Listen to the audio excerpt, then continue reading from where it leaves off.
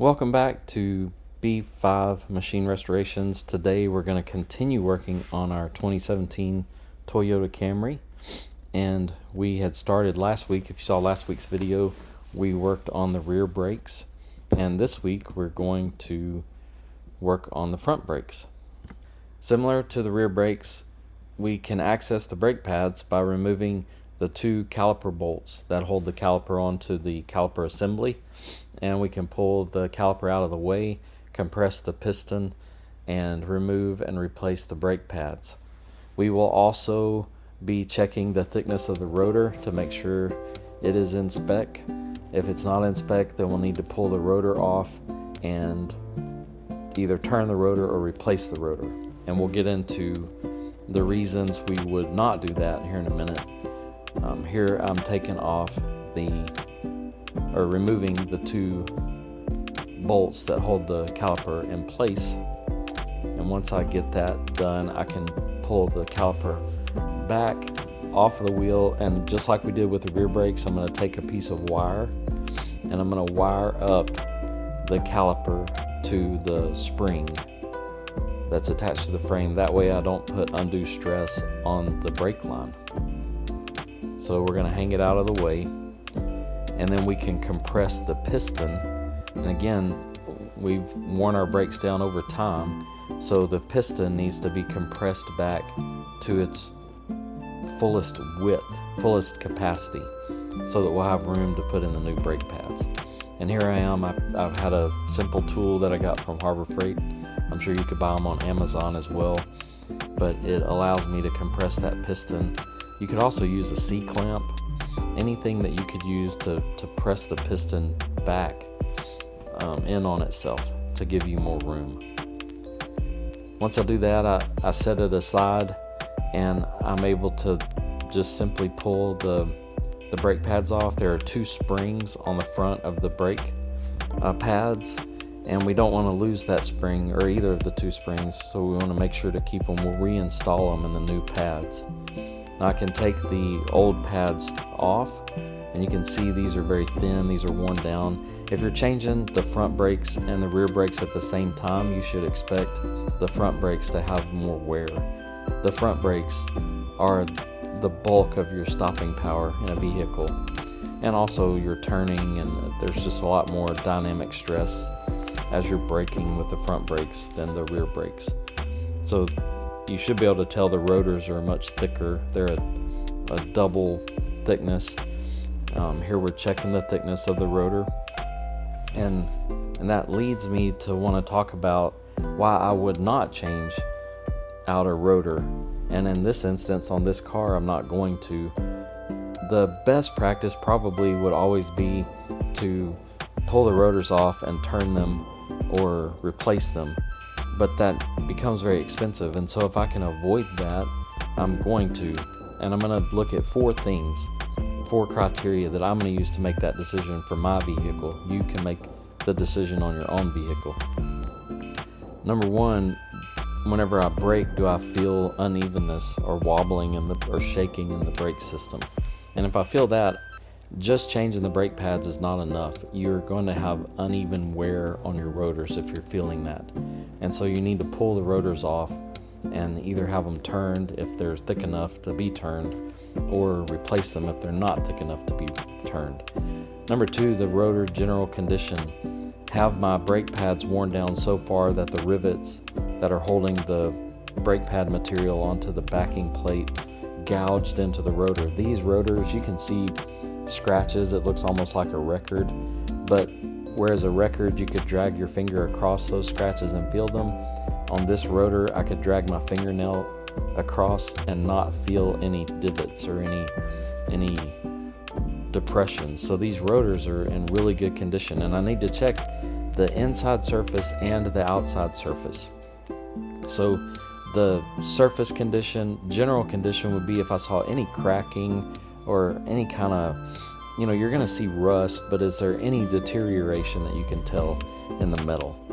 And if there is bad condition or surface scratching on the inside and outside of gouges, then you would definitely need to probably either turn the rotors down if they could be turned, or do a full replacement. And that's not the case on either of the front brakes on this Camry. And the fourth parameter is the rotor thickness. So the service manual will have a specified thickness or tolerance on your rotor thickness, and I want to know, are these rotors within that tolerance? It turns out that these rotors, just like on the rear brakes, were at the top end of their specified thickness. And so I know they've received wear over time, but they're still in excellent condition and have not worn down much at all. So whoever's been driving this vehicle has been gentle on the brakes, I would say. So those 4 items are the criteria I use to determine whether or not I'm going to change out or turn rotors. And in this case, I'm not going to fork out the money to do that. I'm going to just put the new brake pads on and drive on down the road, as it were. Once I get the pads back in place, then I can put those 2 springs back into they'll register into the front of the brake pads, and they're shaped sort of like triangles, and they'll point to each other. So the top spring points down and the bottom spring points up. And once I get the springs put back in place, then I can unwire the caliper off of the suspension spring. I've got it hanging up there, and since we compressed it, it should slide right over the 2 new brake pads. Once I slide it over the 2 new brake pads, I'll take my 2 caliper bolts and thread those back into the caliper assembly, and then we'll torque it down with the torque wrench. Before I torque it down and get my torque wrench out, I'm actually going to move over and start on the passenger side, and we'll just repeat the process over on the passenger wheel.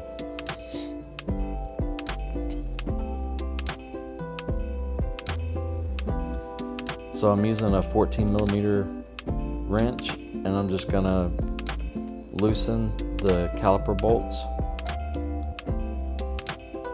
and take those off. And again, once I loosen the caliper bolts, I can wire up the caliper to the suspension spring, and that way I'm not putting undue tension on the brake line and stressing it out. And then I can compress the piston back in on itself to give me more room to bring it back to its fullest capacity. Now, once I get the caliper out of the way and I remove the 2 springs from the front of the brake pads, I'll simply pull the outside and inside brake pads off. And I didn't mention this on the other side, but the front brake pads, just like the rear brake pads, have steel plates, and you can either reuse the steel plates that came off of the old brake pads, or the box of new parts probably has a new steel plate in, and you can use that steel plate.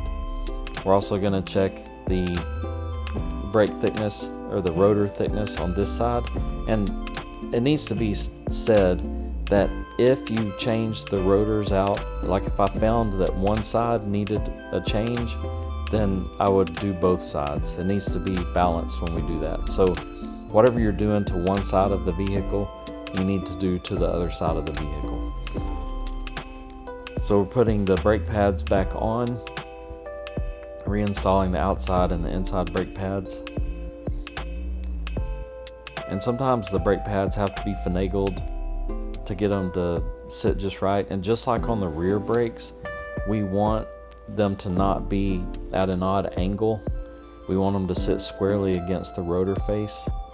Here I'm putting the 2 springs back into the holes in the front of the brake pads, and it'll be clear there's just 2 holes that each spring could go into.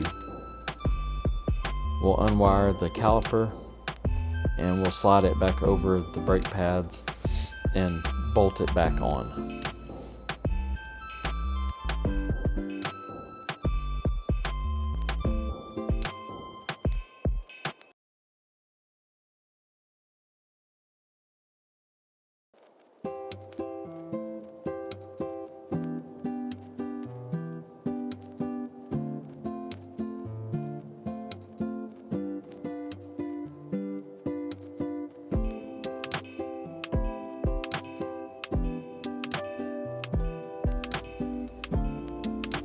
Then when we go to tighten up the caliper bolts, we're going to use a torque wrench.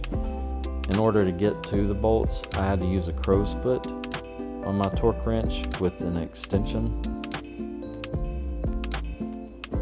And so it's kind of difficult to get to sometimes because of things being in the way, but typically you can find a tool that will enable you to do the task. Then we're going to bleed the brakes just like we did on the rear brakes. So here we're pulling the boot off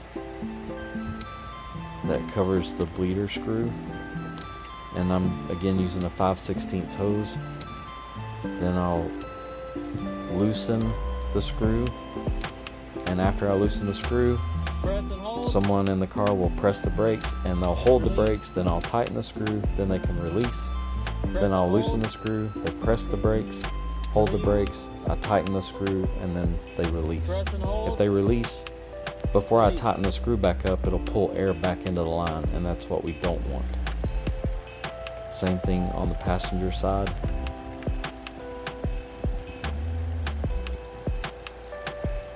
Loosen, press and hold, tighten, release.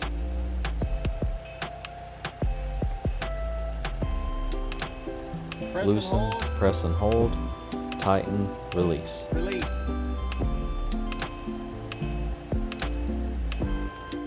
Once I bleed the brakes, I need to check the brake fluid level. And that's something we should be checking on a regular basis. Once I make sure I have enough brake fluid, then I'm going to put my wheels back on and we'll be finished with the job. I'm going to go ahead and rotate my wheels whenever I do this. So I bring the front driver wheel to the rear passenger side, the front passenger wheel to the rear driver side, and then I move the rear wheel straight forward. And so that's how I'm rotating the tires and getting all that set back up. And once I get the tires back on, then I'm gonna take the car off jack stands. So I'll lower the car back to the ground. And then once I lower the car back to the ground, then I will actually torque my lug nuts. I don't like to use an impact driver. I'll use an impact driver to get the lug nuts on. It's quick and efficient. But to tighten them, I want to use a torque wrench and go to the specified torque for the lug nuts. And the reason I do that is because if you use your impact driver, you can strain your bolts. And that's it. That's changing the front brakes on a 2017 Toyota Camry. Thanks for joining me. Be sure to click in the description below for the video of the 2017 Camry rear brakes, and I look forward to the next video that I release, and I hope you have a great week.